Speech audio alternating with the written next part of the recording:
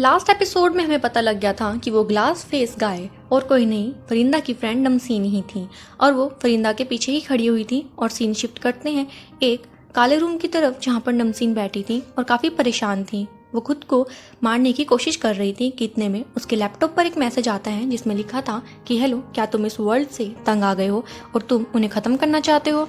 तो नमसीन उसको देखने लगती है कि बेल रिंग होती है। फिर वो बाहर जाकर देखती है तो उसके लिए एक कुरियर आ रखा था जिसमें कि एक कार्ड था और वही ग्लास मास्क भी। फिर वो उसे छूने लगती है तो नमसीन के हाथ से खून निकल जाता है और उस मास्क पर लग जाता है। फिर सीन प्रेजेंट का शिफ्ट करते हैं जहाँ नमसीन फरिंदा के पीछे ही खड़ी थी और फरिंदा को एजेंट बोल रहा था कि तुम्हें बिल्कुल काम रहना है, वो तुम्हारे आसपास ही है। लेकिन फरिंदा उसे देख नहीं पा रही थी क्योंकि नमसीन ने वहाँ पर इल्यूजन क्रिएट कर दिया था। तो फरिंदा आसपास की चीज़ों को फेंकने लगती है जिसमें कि एक पेंट का डब्बा भी था और वो जब नमसीन के पैरों से गुजरता है तो फरिंदा को पता लग जाता है कि वो वहाँ पर है। फिर नमसीन उस पर वार करती है लेकिन फरिंदा तब तक वहाँ से भाग जाती है।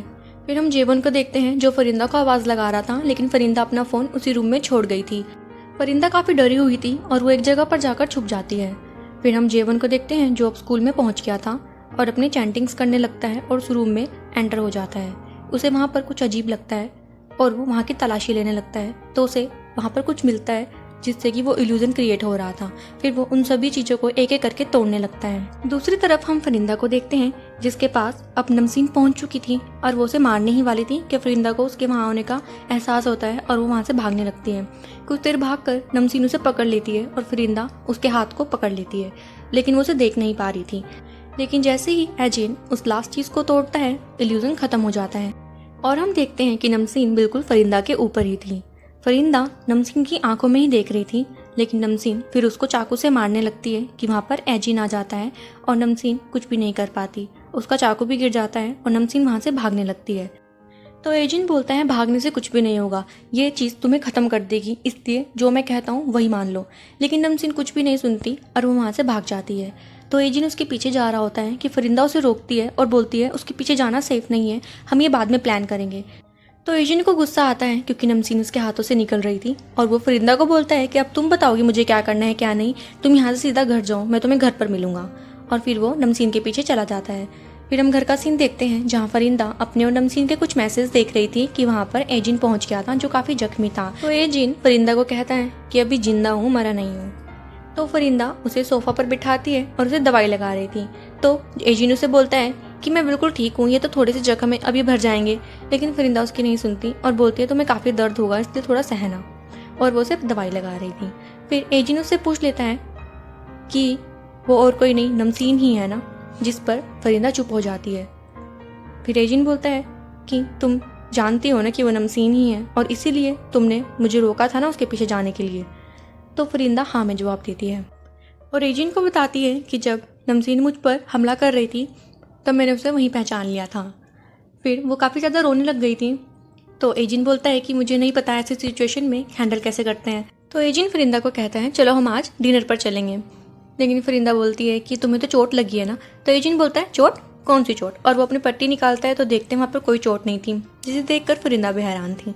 फिर हम उन्हें डिनर साइट पर देखते हैं जहाँ फरिंदा लगातार एजिन की वीडियोस बना रही थी और एजिन बोलता है कि तुम मेरी वीडियो क्यों बना रहे हो, मत बनाओ। जिस पर फरिंदा सैड हो जाती है और उसे अपने पास्ट का एक सीन याद आता है जहाँ वो अक्सर नमसीन की वीडियोस बनाया करती थी और नमसीन भी उसे यही बोल रही थी कि मेरी वीडियो क्यों बना रही हो, मत बनाओ। तो फरिंदा उसे बोलती है तुम इतनी सुंदर हो, वीडियो बना ली तो क्या हुआ। फिर प्रेजेंट का सीन दिखाते हैं जहाँ नमसीन और एजिन बात कर रहे थे, जहाँ वो एजिन से एक एलिफेंट टावर नाम की बिल्डिंग का जिक्र करती हैं और बोलती है मेरा वहाँ जाने का काफ़ी मन है क्योंकि वहाँ से वर्ल्ड कुछ और ही दिखता होगा, क्योंकि वो काफ़ी ज़्यादा ऊंचाई पर था। तो एजिन बोलता है मैं तुम्हें वहाँ पर ले जा सकता हूँ लेकिन ये रिस्की भी हो सकता है, नॉर्मल पीपल वहाँ नहीं जा सकते। तो वो बोलता है कि तुम तैयार हो। तो फरिंदा बोलती है हाँ मुझे तुम पर ट्रस्ट है। फिर वो घर पर देखते हैं जहाँ पर एजिन अपने चैंटिक से फरिंदा को अपने वश में ले लेता है और जब फरिंदा अपने सपने में आंखें खोलती है तो वो एक काफ़ी ऊंची जगह पर थी जहाँ एजिन भी उसी के साथ था। फरिंदा काफ़ी ज़्यादा खुश थी क्योंकि नॉर्मल इंसान तो नहीं उड़ सकता और फरिंदा लिटरली उड़ रही थी और वो एलिफेंट टावर पर पहुंच जाते हैं। वो दोनों बिल्कुल कॉर्नर पर बैठे थे और वहाँ के नज़ारे का मज़ा ले रहे थे। फिर एजिन फरिंदा से नमसीन के बारे में पूछता है तो वो उसे बताने लगती है और सीन फ्लैशबैक का दिखाते हैं जहाँ पर नमसीन कुछ ड्राइंग्स बना रही थी और फरिंदा उसके पास आती है और उसकी ड्राइंग की काफ़ी तारीफ करती है और बोलती है तुम तो काफ़ी ज़्यादा टैलेंटेड हो। वहाँ पर उनकी बातचीत स्टार्ट हो गई थी। नमसीन का इससे पहले कोई भी दोस्त नहीं था। फरिंदा को दोस्त बनाकर वो काफ़ी ज़्यादा खुश थी। वो एक दूसरे के साथ काफ़ी टाइम बिता रहे थे और हम देखते हैं कि फिर नमसीन को उसकी मॉम का मैसेज आता है जो उसे घर पर बुला रही थी। नमसीन अपनी मॉम से काफ़ी ज़्यादा डरती थी। फिर हमें घर का सीन दिखाते हैं जहाँ वो सब डिनर पर बैठे थे और नमसीन को उसकी मॉम डांट रही थी क्योंकि उसके ग्रेड्स काफ़ी लो थे और वो बोल रही थी कि तुम्हारे ग्रेड्स ग्रेजुअली कम होते जा रहे हैं, इसका रीज़न क्या है। तो वहीं पर फरिंदा बैठी थी और वो बोलने लगती है कि शायद इसका रीज़न मैं हूँ और शायद मेरी दोस्ती के कारण ही नमसीन डिस्ट्रैक्ट हो गई है। तो नमसीन उसे चुप होने के लिए बोलती है और कहती है मॉम इसमें फरिंदा की कोई भी गलती नहीं है, सिलेबस हार्ड था और मैं उसे कवर अप नहीं कर पाई, नेक्स्ट टाइम आपको डिसअपॉइंट नहीं करूँगी। तो उसकी मॉम बोलती है कि मैं तो कुछ और ही देख रही हूँ और वो वही वीडियो देख रही थी जो हमें एपिसोड 1 की स्टार्टिंग में दिखाई गई थी और कहती है कि तुम पढ़ाई के अलावा सब काम कर रही थी। फिर वो फरिंदा को कहती है कि फरिंदा तुम अपना कार्ड दिखाओ। तो नमसीन झूठ बोल देती है कि मॉम वो अपना रिपोर्ट कार्ड तो घर ही छोड़ कर आ गई है। तो उसकी मॉम बोलती है तुम झूठ मत बोलो फरिंदा, तुम तो झूठ नहीं बोलती ना, लाओ दिखाओ।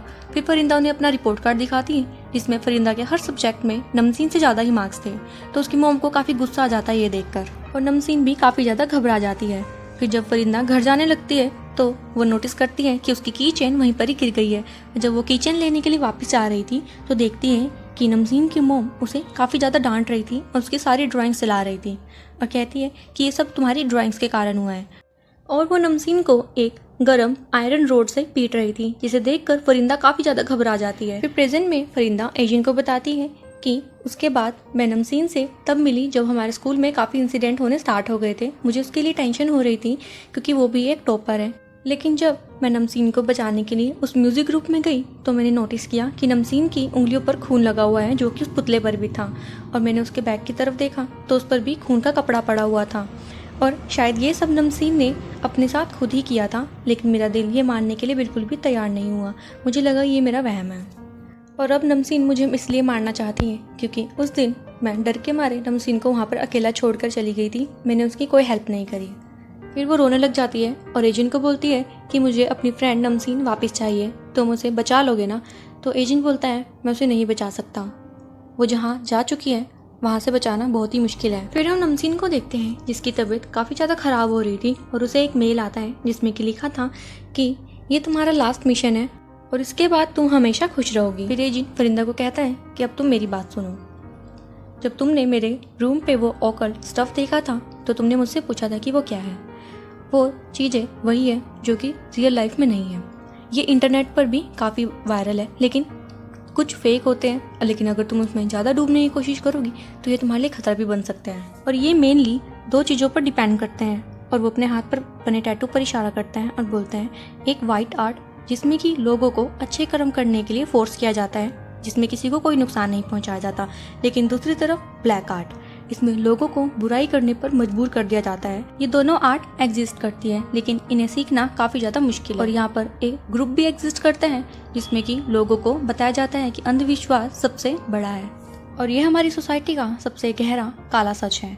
इस ग्रुप के लोगों को बोलते हैं इनिग्मा। किसी को नहीं पता कि इनिग्मा कौन है, लेकिन जो भी इस चीज़ में आता है उसे ऐसे यकीन दिलाया जाता है कि वही इनिग्मा है और वो इस दुनिया में सबसे ज़्यादा सुपीरियर है और उसे सारी खुशियाँ मिलने वाली और नमसीन को भी यही मैसेज आया होगा और वो उनके अब सारे ऑर्डर मान रही है। तो फरिंदा बोलती है और तुम?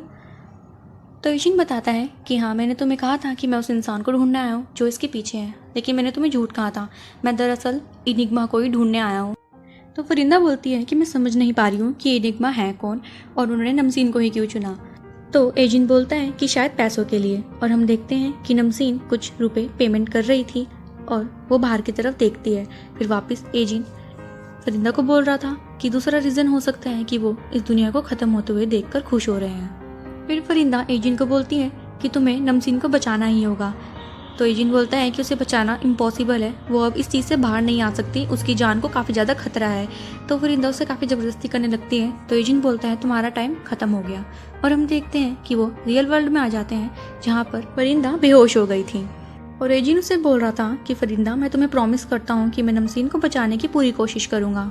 दूसरी तरफ नमसीन एक कुरियर में से एक वेपन निकालती है और सीन शिफ्ट करते हैं फरिंदा और एजिन की तरफ, जहाँ एजिन फरिंदा से कहता है क्या तुम तैयार हो, ये हमारे पास लास्ट चांस है मेरी कैलकुलेशन के हिसाब से अब नमसीन के पास 2 ही दिन बचे हैं। फिर हम नमसीन की मॉम को देखते हैं, जिसे बाहर कुछ आवाज़ आती है और वो उसे देखने के लिए जाती है तो देखती है वहाँ पर एजिन था।